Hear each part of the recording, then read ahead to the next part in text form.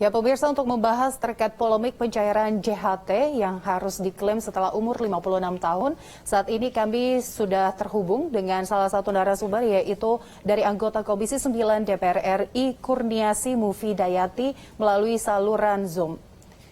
Selamat petang, Ibu Kurniasi. Ya, selamat malam Mbak Gesi. Ya. Mbak Gesi, salam sehat. Salam sehat Ibu. Ya, Ibu Kurniasi, berdasarkan aturan baru JHT yang ditetapkan oleh Menaker Ida Fauzia pada 2 Februari 2022 menyebutkan bahwa manfaat BPJS JHT baru bisa dicairkan setelah usia 56 tahun. Lalu seperti apa pendapat Ibu tentang kebijakan tersebut? Ya, terima kasih pertanyaannya. Yang pertama, mesti saya sampaikan bahwa apa yang saya sampaikan ini bukan pendapat secara umum Komisi 9 ya Mbak Gesmi ya, karena kita belum ada rapat lagi membahas tentang Permenaker ini. Jadi belum ada pembahasan di Komisi 9 setelah keluarnya Permenaker.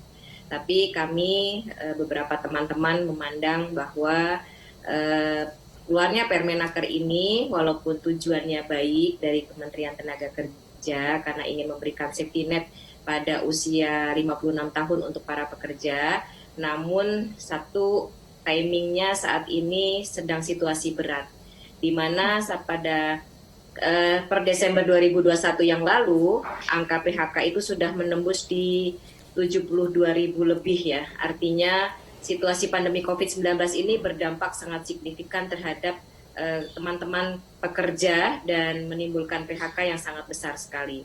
Bahkan JHT yang sudah diklaim menurut BPJS Jamsostek yang dilaporkan kepada kami itu di 2021 itu 55% pekerja 55% pengajuan klaim itu didominasi oleh teman-teman yang PHK, artinya terdampak dari pandemi COVID-19. Jadi waktunya saya rasa ini tidak tepat dikeluarkan pada saat pandemi COVID-19, itu yang pertama. Kemudian yang kedua, jelas sekali di dalam Permenaker ini dicantumkan hanya bisa dicairkan pada saat usia 56 tahun. Mungkin buat teman-teman pekerja yang memang usia kerjanya pasti sampai 56 tahun, seperti misalnya ASN, ini pasti akan bermanfaat. Tapi bagaimana dengan teman-teman yang usia kerjanya belum tentu sampai 56 tahun? Misalnya di tengah pandemi ini harus PHK di usia 45 tahun. Bagaimana harus menunggu untuk pencairan JHT ini di 11 tahun ke depan, Mbak Gesmi. Ini kan sangat kasihan sekali, sementara kan uang JHT ini sangat dibutuhkan sekali untuk teman-teman ya. Terbukti dari tadi ya, klaim yang diajukan ke BP Jamsostek itu terkait JHT itu sangat tinggi sekali dan didominan oleh teman-teman yang sudah ter-PHK. Artinya JHT ini menjadi pengaman banget dan menjadi penolong sekali ya untuk menyambung kehidupan teman-teman pekerja di kala pandemi COVID-19 ini sangat berat dan mengalami PHK. Karenanya sebaiknya Permenaker ini tidak hanya satu ketentuan, tetapi diberikan opsi-opsi sehingga teman-teman ini bisa memilih. Kalau memang kebutuhannya dicairkan pada saat ini, pada saat usia PHK, maka ya diberikan kebebasan.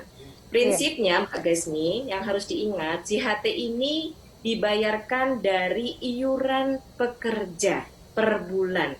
Sehingga haknya menjadi hak 100% milik dari pekerja.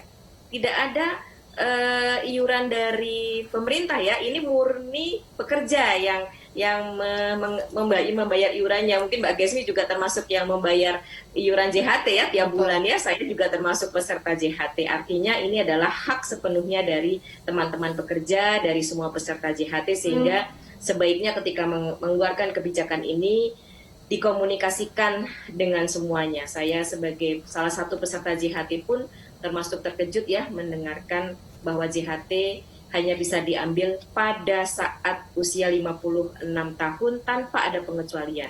Baik, Ibu Kurniasi, maaf saya potong. Saya menggarisbawahi terkait waktu yang tidak tepat. Ini dalam artian apakah maksud Ibu nanti jika peraturan atau kebijakan ini dilakukan, diterapkan di lain waktu, tidak pada saat pandemi, itu benar? Atau seperti apa?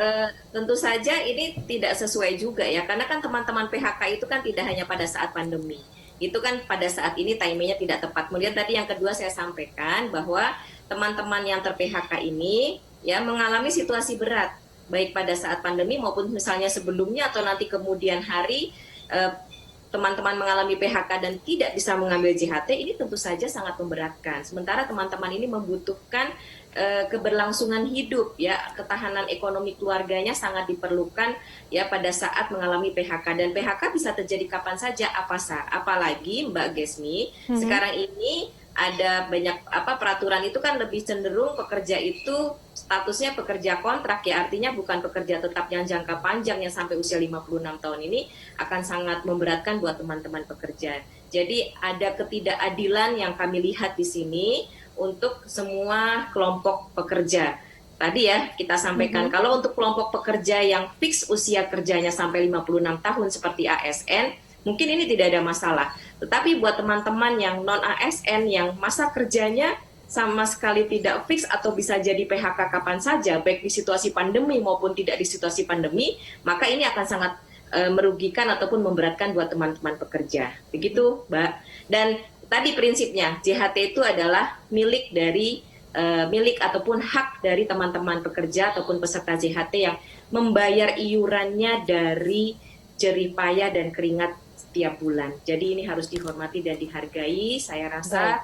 Jadi jangan ditutup ataupun dikunci dengan hanya satu ketentuan, tetapi harus dibuka banyak opsi sehingga teman-teman pekerja ini bisa memilih, ya, yang mau melanjutkan tabungannya sampai usia 56 tahun silahkan, tapi saya rasa dari data yang sekarang ada, teman-teman semua membutuhkan menjadi penyelamat lah JHT ini, ya, membutuhkan sekali uang JHT pada saat dilakukan PHK di saat ini, dan pandemi ini kita belum tahu Mbak Gesmi akan berakhir sampai kapan. Nah, satu hal lagi nih yang agak anehnya di peraturan yang lain gitu, ya, bahwa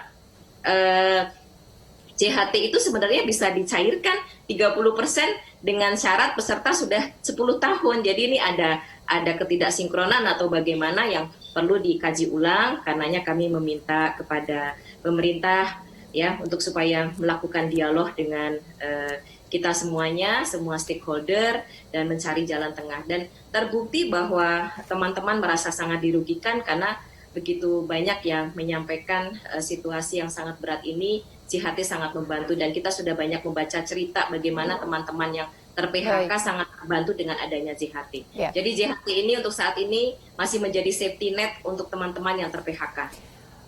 Baik, dapat saya simpulkan Bu Kurniasi bahwa Anda merasa ini kebijakan yang kurang adil bagi para pekerja dan perlu adanya pengkajian ulang. Namun dari penjelasan dari Kemenaker sendiri bahwa hal ini diberlakukan karena untuk memastikan bahwa para pekerja pada usia 56 tahun dipastikan tidak akan kesulitan dalam keuangan. Menurut Anda seperti apa?